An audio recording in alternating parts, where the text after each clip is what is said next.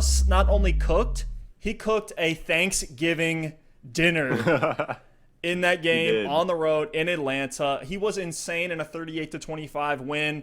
31 for 35 through the air, 89% completion percentage, 35 attempts.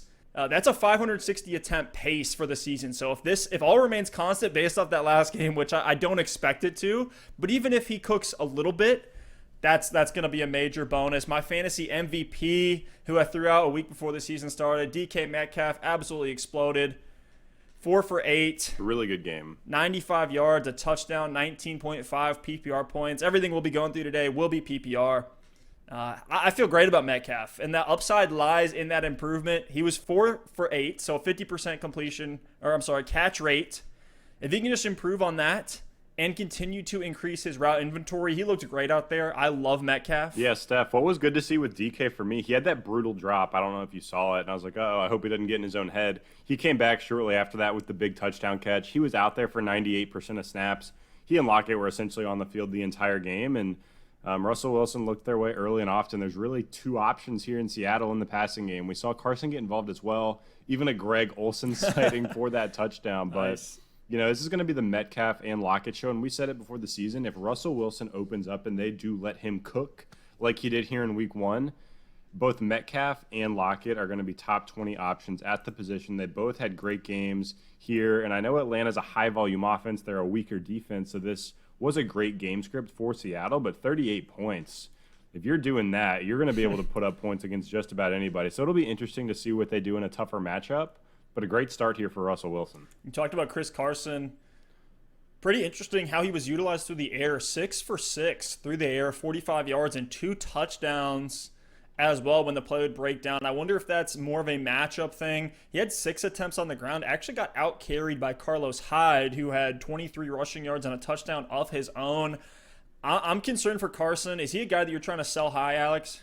Ooh, it's tough because I was kind of out on Carson before the season, and 6 carries is definitely concerning. What I like to see, though, and the 2 touchdowns isn't going to happen every week, and certainly not through the air, but 6 receptions for Chris Carson's great. If Russell Wilson's going to throw the ball more, and that means Carson gets 15 touches that are more heavily skewed towards receptions instead of 20 touches that are all carries, I'll take that all day. So if he's going to continue to be involved in the receiving game, I'm all about it. I am concerned about the split on the ground. So unless you can flip him for one of the first round tier running backs, maybe someone selling lower on Austin Eckler, Joe Mixon, I would take a couple of those guys over Chris Carson. Jonathan Taylor? Oh, I would take Jonathan Taylor all day. So if you can get a name like that, I'm happy to do it. If not, I'm probably going to hold Chris Carson, see what he can do. And Steph, the interesting thing for me about Seattle, we've seen Russ cook before out of necessity when they're trailing in games.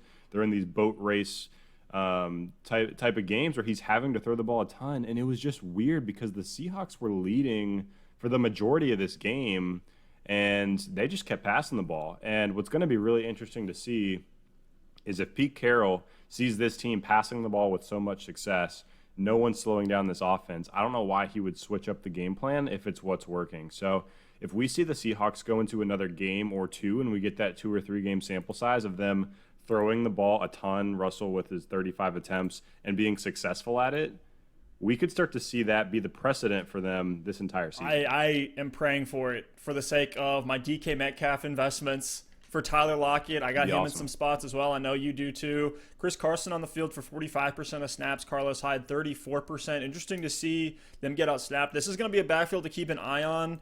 It seems, I'm not sure, maybe it's just like first game back for Chris Carson. Let's ease him in. Maybe that is actually going to be more of a 50-50 time split in terms of utilization on the ground. We'll see. Seattle goes on Sunday Night Football. They're up against New England in week 2.